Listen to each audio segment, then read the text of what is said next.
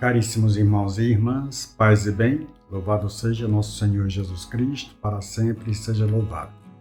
Neste domingo, nós celebramos o terceiro domingo do tempo comum, um tempo de graça, e a igreja nos convida a ouvir o Evangelho de Mateus, que está no capítulo 5, versículos de 1 a 12, que vai dizer: Naquele tempo, vendo Jesus as multidões, subiu ao monte e sentou-se. Os discípulos aproximaram-se e Jesus começou a ensiná-los. Bem-aventurados os pobres em espírito, porque deles é o reino dos céus. Bem-aventurados os aflitos, porque serão consolados. Bem-aventurados os mansos, porque possuirão a terra. Bem-aventurados os que têm fome e sede de justiça, porque serão saciados. Bem-aventurados os misericordiosos, porque alcançarão misericórdia. Bem-aventurados os puros de coração, porque verão a Deus. Bem-aventurados os que promovem a paz, porque serão chamados filhos de Deus. Bem-aventurados os que são perseguidos por causa da justiça, porque deles é o reino dos céus. Bem-aventurados sois vós, quando vos injuriarem e perseguirem, e mentindo disserem todo tipo de mal contra vós por causa de mim. Alegrai-vos e exultai, porque será grande a vossa recompensa nos céus. Palavra da salvação, glória a vós, Senhor. Caríssimos irmãos e irmãs, a igreja nos convida a ouvir o início do Sermão da Montanha de Jesus e, nos convidando a ouvir o início desse sermão, nos traz aí as bem-aventuranças do reino de Deus. O Sermão da Montanha, ou Sermão do Monte, é considerado o discurso programático de Jesus, o discurso programático de Jesus no Evangelho de Mateus, onde Jesus revela os fundamentos do reino dos céus.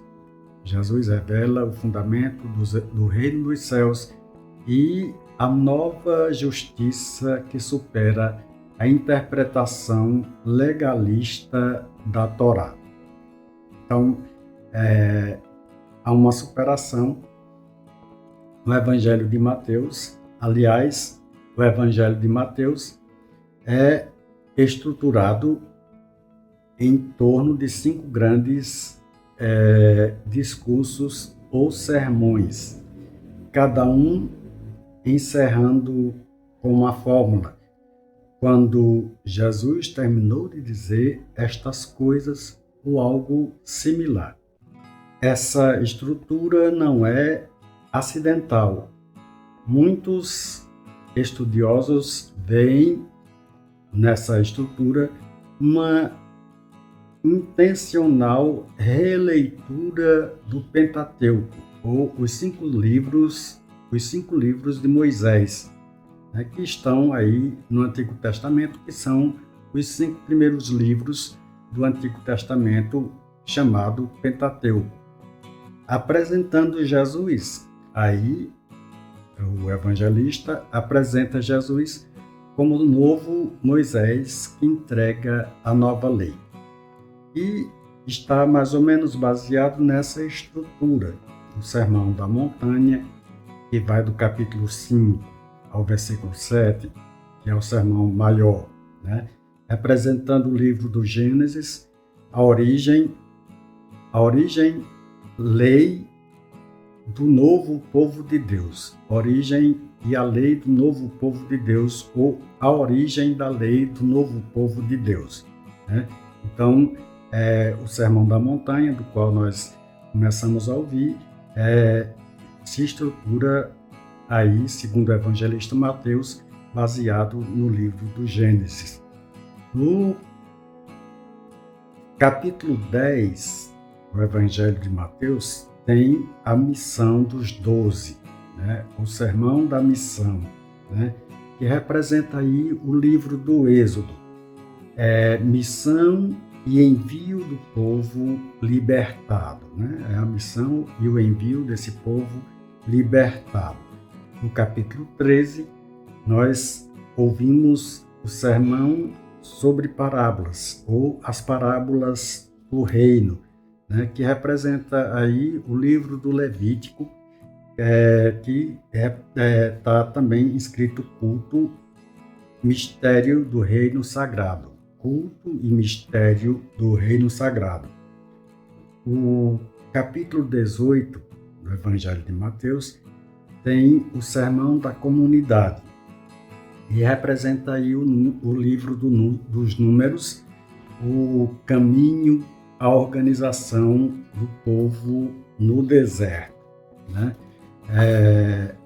O discurso escatológico, que é o quinto discurso, é o discurso escatológico, que está no capítulo 24 e 25 e representa o Deuteronômio, que seria a aliança e o juízo final, né, colocado por Jesus. Bom, o que nos interessa é o Sermão da Montanha que começamos a ouvir hoje. O Sermão da Montanha tem um já, mas ainda não. É um já, mas ainda não. O reino já se manifesta nas atitudes dos discípulos, mas será plenamente realizado no fim dos tempos, né? Então, este já e ainda não é o reino que está se manifestando na atitude dos discípulos e de todos nós, e será plenamente revelado, realizado no final dos tempos, né? As promessas das bem-aventuranças e a exortação à vigilância, vigiai, pois não sabeis o dia nem a hora, apontam para a consumação final. Essa é uma contestação do sermão das promessas das bem-aventuranças, né? Jesus proclama felizes os pobres, né? Verdadeiramente fazendo inversão de valores, né? Jesus faz uma inversão de valores, né? Felizes são os pobres, os aflitos, os mansos, por causa de uma condição social? Se pergunta, por causa somente da condição social? Não, a resposta seria não, mas por causa da sua abertura, né, para as palavras de Jesus ou para o reino de Deus, a sua abertura para Deus, né? As bem-aventuranças apontam para uma realidade futura. Serão consolados, verão a Deus, mas também já realizável no presente. Deles é o reino dos céus. Interessante nós percebermos também essa situação no Sermão da Montanha, ou no Sermão do Monte. O seguidor de Cristo é identificado por essas atitudes internas, né? Nós somos seguidores de Cristo, recebemos o batismo, nos dizemos seguidores. Então, essas atitudes de bem-aventurados, de pessoas felizes, nos identificam, né?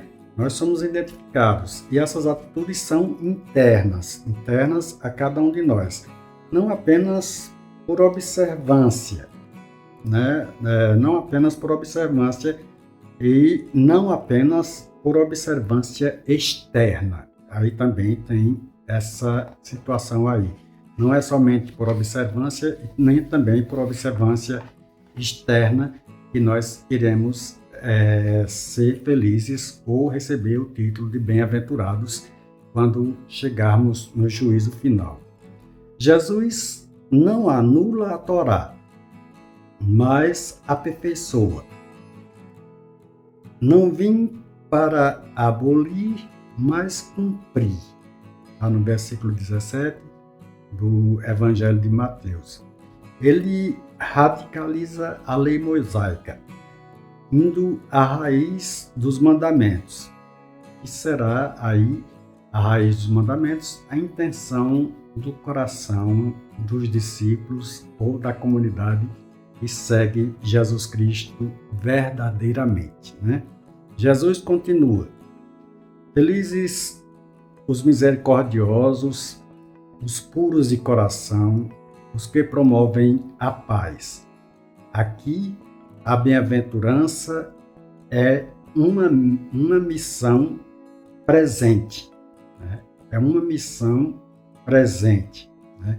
E essa missão é de promover a paz, a misericórdia, a pureza de coração, né? O misericordioso é aquele que, tendo recebido perdão, perdoa também, né? Esse sim é misericordioso. O puro de coração é aquele que busca a Deus sem duplicidade. O meu Deus é único e verdadeiro. Eu busco somente a Ele. Não tenho outra duplicidade ou outra forma de buscar a Deus a não ser pela palavra de Jesus Cristo, né? O pacificador, né? O pacificador é aquele que não apenas evita conflitos, mas ativa e semeia a reconciliação. Nós temos muitos exemplos de santos e santas que foram santos pacificadores, né? Além de estar pacificado consigo mesmo, foram pessoas que conseguiram pacificar os outros também, o que tentaram fazer essa pacificação. Então, como se diz, é uma atitude interna. É interna porque é inerente à palavra de Deus, e a palavra de Deus deve estar na intenção do meu coração ou dentro do meu coração, né? Jesus acrescenta: felizes os perseguidos por causa da justiça. Sim, o discípulo que vive as bem-aventuranças pode encontrar incompreensão, zombaria, perseguição, mas Jesus diz: alegrai-vos, porque essa perseguição une o discípulo ao destino do Mestre. Ou seja, qual foi o destino do Mestre? Foi morrer crucificado numa cruz. Qual será o destino do discípulo, que é pacificador e que busca a justiça? Será também morrer por causa do nome de Jesus. As bem-aventuranças são, portanto, a identidade do seguidor de Jesus Cristo. Essa é a identidade de nós que nos dizemos seguir Jesus Cristo. Elas nos dizem: você é sal da terra e luz do mundo, porque espera e confia, perdoa, por isso é misericordioso, é pacificador, porque une, né? A união, como diz o velho ditado, a união faz a força, né? Quando nos unimos, nós estamos agindo com misericórdia, temos um coração misericordioso e não acreditamos em palavras vãs ou em mentiras, né? Jesus conclui esses versículos com uma promessa: grande será a vossa recompensa nos céus. É a plenitude da comunhão com Deus, né? Quem vive as bem-aventuranças já experimenta aqui e agora a alegria do reino, né? A alegria do reino, né? Uma alegria que ninguém pode tirar, né? Quem vive as bem-aventuranças já experimenta essa alegria e que ninguém pode roubar de você essa alegria de pertencer ao reino de Deus, né? Porque vem de saber ser filho amado do Pai. Veja só a conclusão desta nossa reflexão, dessa nossa catequese. Nossa alegria, nós somos bem-aventurados e somos felizes porque vivemos as bem-aventuranças, porque sabemos que as bem-aventuranças nós a vivemos porque somos filhos amados de Deus. Então, é com esta proposta que eu quero encerrar a minha catequese de hoje, dizendo para todos nós somos felizes e bem-aventurados, como dizia um canto antigo, felizes e bem-aventurados porque pertencemos ao reino de Deus, somos filhos muito amados de Deus. Louvado seja nosso Senhor Jesus Cristo, para sempre seja louvado. Deus os abençoe, Ele que é Pai e Filho e Espírito Santo. Amém.